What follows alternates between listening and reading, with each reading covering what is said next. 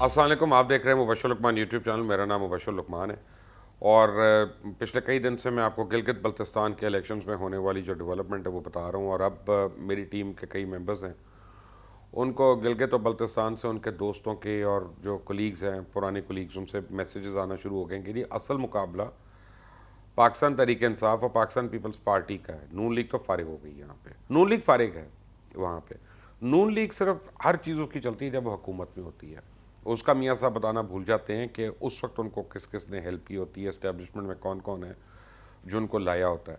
ये एक अजीब हुस्न इत्तफाक है कि एक भाई कहता है कि मेरा बाप तो बिल्कुल गरीब था, मजदूर था असेंबली के फ्लोर पे, और दूसरा भाई कहता है लंदन में लोगों से बातचीत करते हुए मीडिया से कि जी मेरा बाप जो है वो तो पता नहीं कितना अमीर था, जद्दी पिश्ती, और उसके तो अरबों करोड़ों के काम थे और हम पे ये इल्ज़ामात लग रहे हैं। लेकिन ये एक फैक्ट है कि जब भी नून लीग हुकूमत में आई है, शरीफ ख़ानदान और शरीफ बरदरान के जो कारोबार हैं उसमें 800% का इजाफा हुआ। कमाल इजाफा, 800% का इजाफा होता है। जब वो उसके अलावा होते हैं तब नहीं होता। आप ये देखें, आप ये देख लें कि 19 बैंकों से कर्जे लिए हुए, साला साल वो कर्जे न पे देने, पहले तो रीशेड्यूल हो जाते थे, फिर देने नहीं, फिर एंड में उसका पूरा इंटरेस्ट माफ़ कराया, कोलेट्रल की ज़मीन माफ़ कराई और सिर्फ प्रिंसिपल अमाउंट को दे के अपना नाम क्लीन चिट में लिखवा लिया कि जी हमने तो बैंकों का कोई कर्जा नहीं देना और हमने तो माफ़ करा लिया। इस तरह से अगर माफिया होने लगें तो मैं और आप जो हैं देखने वाले, हम सारे अरबपति लोग हों। यानी इमरान खान अच्छा है या कम अच्छा है ये तो मुझे नहीं पता। मुझे ये पता है कि इमरान खान एक ऐसा वज़ीर आज़म है कि जब से वो 2 साल से आया वज़ीर आज़म बना हुआ, तब से उसके ज़ाती एहसास 26% कम हो गए हैं और मियाँ साहब के 800% बढ़ गए 2 साल के अंदर। ये कमाल है, अजीब इत्तेफाक है। अब एक मरीम नवाज़ का एक इंटरव्यू मेरे सामने से गुजरा जो उन्होंने बीबीसी को दिया, मैंने देखा नहीं, मेरे पास इतना टाइम तो है नहीं कि मैं मरीम बीबी का इंटरव्यू देखता रहूँ, लेकिन बहरहाल उसके तफसीलात मैंने पढ़ ली कुछ ना कुछ। अब वो कहती है उनकी जमात फ़ौज से बातचीत को तैयार है। भाई कुछ अर्सा पहले तो, अभी थोड़े दिन पहले तो मियाँ साहब ने कहा था कि हम फ़ौज से कोई आदमी बात नहीं करेगा मेरी जमात का, सबको उन्होंने पाबंद किया। अब बेटी कह रही है कि नहीं हम फ़ौज से बातचीत के लिए तैयार हैं। तो जिसे वो पंजाबी में, हम उर्दू में भी कहते हैं कि भाई वो कफन तो मैला होने दो अपनी बात का, कम से कम उसके बाद फिर कुछ बात कर लेना। अब वो कहती हैं जी पीडीएम के प्लेटफॉर्म से उनसे बातचीत का पे गौर किया जा सकता है। वाह सुभान अल्लाह। भाई क्यों करेंगे आप बातचीत? आप जमहूरी लोगों से बातचीत करें। आप क्यों इस्टेब्लिशमेंट से बात करना चाहते हैं? आप क्यों फ़ौज से बात करना चाहते हैं? और क्या बात करेंगे आप? क्या हुकूमत गिरा दो? यानी जमहूरियत लाने के लिए गैर जमहूरी इकदाम करेंगी, यही आप कहना चाहती हैं बेसिकली। और कहती हैं कि शर्त यह हमारी कि पहले पीटीआई की हुकूमत को घर भेजो। यानी कमाल है। मैं को पीटीआई की हुकूमत का बेनिफिशरी नहीं हूँ, मेरे पास कोई ठेके नहीं है, ना मेरे पास कोई वजारतें हैं या ऐसी चीज़ें हैं कि मैं कहूँ कि जी मैं उसको डिफेंड कर रहा हूँ आके। लेकिन कह क्या रहे हैं कि पहले उसको घर भेजो, हमें लेके आओ, यानी उसके बाद हमसे मुज़ाकरात कर लो। फिर मुज़ाकरात किस बात की होने, फिर तो आपके अहकामात ही हैं कि जो मानने के लिए आपने सबको लगाया।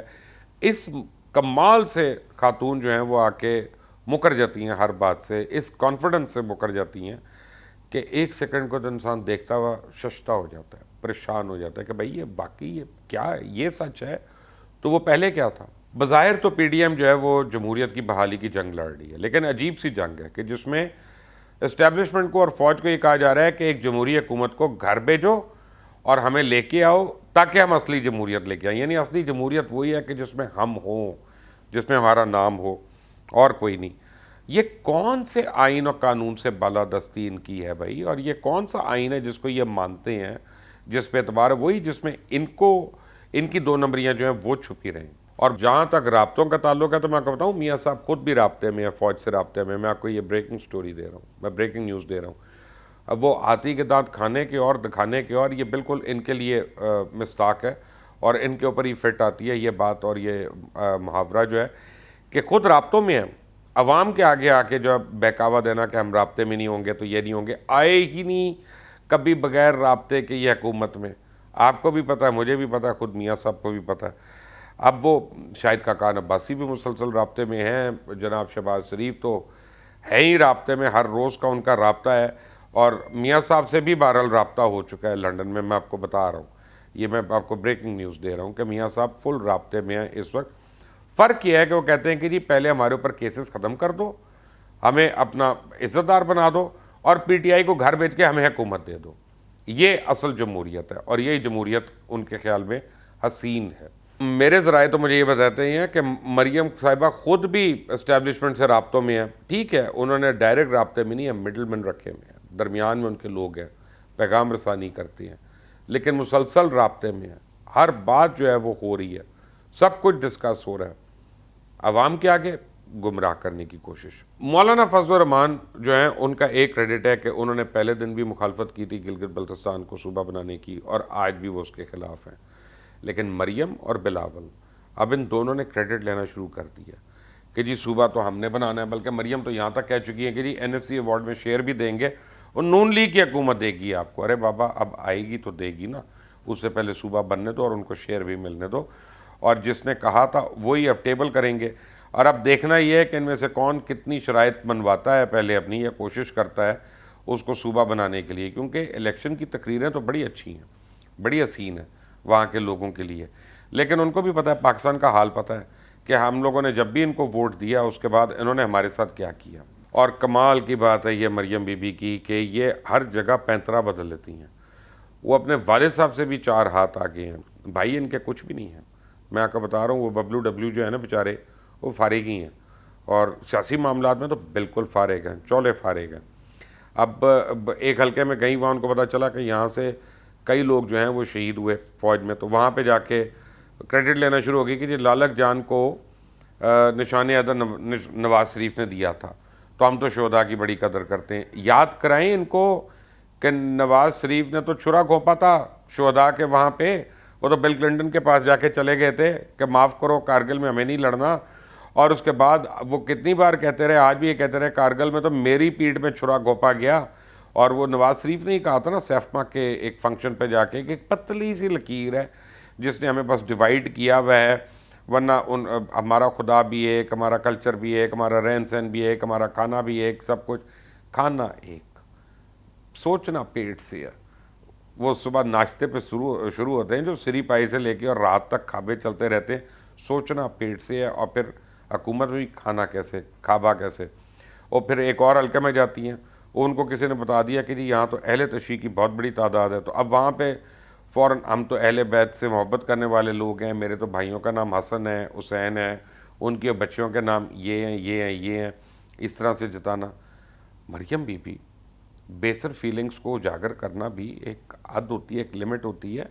और सबसे प्यार करें अगर करना है, सिर्फ अपना सुन्नी से नहीं, अहले तशी से नहीं, नॉन मुस्लिम से नहीं, क्रिश्चियन से नहीं, किसी ने सबसे एक साथ जो सिटीज़न है इस मुल्क के, उनके तफरीक ना करें कि इस वजह से हम ऐसे हैं। बहरहाल बदल जाते हैं। फिर वो अजीब बाज़ार गर्म किया हुआ है, कभी वो लालक जान को निशान अदर उन्होंने दे दिया, कभी अब्बा हजूर ने को मिज़ाइल ईजाद कर दिया। उनको यही याद भी नहीं रहता कि मिज़ाइल कैसा है। वो तो अभी उनका अगर पीछे डार साहब ना बता रहे होते, पता चलता, कहते उसका पिस्टन जो था वो मैंने तैयार करवाया था इत्तफाक फाउंड्री में। और बहरहाल उसमें पिस्टन नहीं होता मियाँ साहब, अगली बार ना कह देना कहीं। और मरियम बीबी जो है वो जाके हर चीज़ का क्रेडिट, कभी इसका क्रेडिट, शोहदा का क्रेडिट, निशान अदर का क्रेडिट, सूबे का क्रेडिट, एनएफसी अवार्ड का क्रेडिट, हर चीज़ का क्रेडिट, पॉपुलर मिसाइल का क्रेडिट। बल्कि अब तो वो ये दावा करना शुरू हो गई कि जलसों में लोग अपने मसाइल की बात ही नहीं करते, वो मियाँ साहब की बात करते हैं। सुभान अल्लाह, लोगों को भूख लगी हुई है, लोगों को फाका मस्ती है, लोगों की नौकरियाँ नहीं है, वो आके मियाँ साहब की बात करते हैं। और मियाँ साहब की तो लालियाँ बढ़ गई हैं। अब कल दिखाने को वो हार्ले स्ट्रीट का एक चक्कर मार रहे हैं कि जी दिल दिखाने गए थे अपना, जो 45 मिनट में देखा भी गया, सब कुछ हो गया और वापस आ गया। उसके बाद अपनी सियासी एक्टिविटी भी शुरू हो गई। सुभान अल्लाह, पता नहीं ये कैसी बीमारी है जो वक्त ज़रूरत फ़ौरन काम आ जाती है। एनीवे, हुकूमत के ऊपर भी इल्ज़ाम है कि हुकूमत के काफ़ी ऐसे लोग हैं जिन्होंने वो प्लेटलेट्स के अंदर, ड्रामे के अंदर बड़ा हाथ बढ़ाए थे मियाँ साहब के।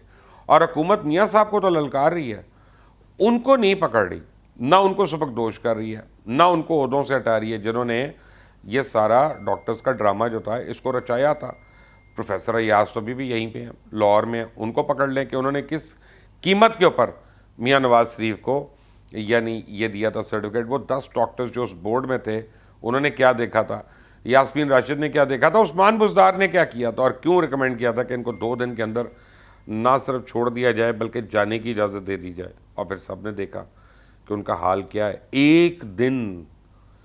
एक दिन किसी अस्पताल में नहीं गया, झूठ है ख़त्म ही नहीं होते। आप फ्री हैं वैसे, यानी आदमी को खुद शर्म आ जाए इतने झूठ बोलते हुए। नहीं आती तो इनको नहीं आती। कल इंतहाई मुख्तसर मुलाकात हुई मरियम साहिबा की बिलावल साहब से, उनको चाय पे बुलाया इन्होंने, 15 मिनट की अकेली मुलाकात की, उठ के चहलकदमी भी की। ये बता रहे थे कि हम पर कुछ बड़ी ज़रूरी बड़ी सीक्रेट बात कर रहे हैं। ऑन बॉटम लाइन में कहता हूँ, चुड़ैल का मेरी ये कहना था कि मरियम को ये पता है उसने 2 से 3 सीटें जीतनी है गिलगित बल्तिस्तान में, वो उसको 5 की टैली करना चाह रही है। बिलावल को उन्होंने रिक्वेस्ट की है कि पीपल्स पार्टी जो है वो 2 सीटों में हमारे साथ एडजस्टमेंट कर ले ताकि मरियम की 5 सीटें हो जाएं, और अगर बाकी की सीट्स में हम बिलावल के साथ एडजस्टमेंट कर लें। अब हो नहीं सकता। आज आखिरी दिन है इलेक्शन का, उसकी कैंपेन का, 15 तारीख को वोट पड़ जाना है।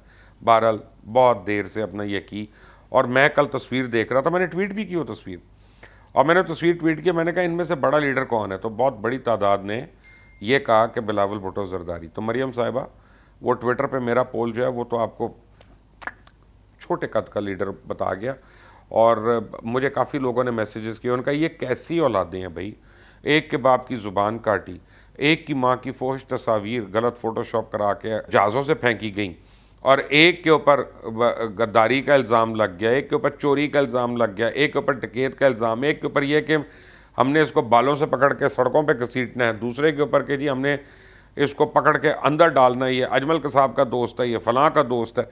वो सारी बातें ख़त्म, वो सारी बातें ख़त्म। चाय और चाय का मेन्यू और इस्टेब्लिशमेंट दुश्मनी, ये मंजर आम पे, ये पॉलिटिक्स है हमारी। मरियम ने तो हर मौके पे कोशिश की। पीडीएम का बहरहाल पीपल्स पार्टी को नुकसान हो रहा है, क्योंकि एक्शन पीपल्स पार्टी करती है और हाईजैक जो है ना वो पीएमएलएन कर लेती है। जैसे आईजी सिंध की बरतरफी का मामला था या उसको उठाए जाने का मामला था, पीपल्स पार्टी ने उसके ऊपर प्रोटेस्ट किया। जनाब आर्मी चीफ ने बिलावल साहब को फ़ोन किया, क्रेडिट जो मियां नवाज शरीफ ले रहे हैं और रिपोर्टों को वो रिजेक्ट कर रहे हैं और सेलेक्ट कर रहे हैं। कमाल नहीं है उसका कि यानी बेगानी शादी में अब्दुल्ला दीवाना, वो मिसाल यहीं पे सादिक आती है बिल्कुल। बहरहाल पीपल्स पार्टी ने बड़े एक ठहरे हुए तहम्मुल के साथ पूरी सिचुएशन को कंट्रोल किया और खामखा की लड़ाई झगड़े में नहीं पड़े, और उन्होंने अप्रिशिएट किया उसको। अब लोग ये कह रहे हैं कि पीपल्स पार्टी क्या करेगी, क्या वो भी कानून की बालादस्ती करेगी और कैप्टन सफदर को अब उसके ऊपर एफआईआर कटेगी? जो उसने काम किया वो काम तो वीडियो की जद में है, उसके गवाह भी हैं, झुटलाया भी नहीं जा सकता। तो अब क्या कानून की बालादस्ती होगी, अब ये भी देखने की बात है, सोचने की बात है। बहरहाल ये हमारी सियासत, और ये हम लोगों के नसीब हैं कि हम 2-2, 3-3 नस्लों को हम उनकी ग़ुलामी करने पे मजबूर हैं। चाहे उनकी काबिलियत कुछ हो या ना हो, वो हमसे झूठ बोलें, झूठे नारे मारें, हम उनके लिए दरवाजे पे खड़े रहें। चाहे पुराने वज़ीर आज़म हो या 2 दफ़ा वज़ीर आज़म बने हो, हम उन बच्चों के लिए लाइनों में खड़े होते हैं, और हम इसको अपना ऑनर समझते हैं, क्रेडिट समझते हैं, और यही सियासत है और यही मौरूसी सियासत है। क्या पाकिस्तान का कभी इस मौरूसी सियासत से या झूठ की सियासत से पीछा छूटेगा या नहीं? इसका जवाब तो आप लोगों ने मुझे देना कमेंट्स में। मुझे राय दीजिएगा, बताइएगा, गाइड करिएगा, और इस चैनल को सब्सक्राइब करें, बेल आइकॉन को प्रेस करें। अंटिल द नेक्स्ट टाइम, अल्लाह हाफ़िज़।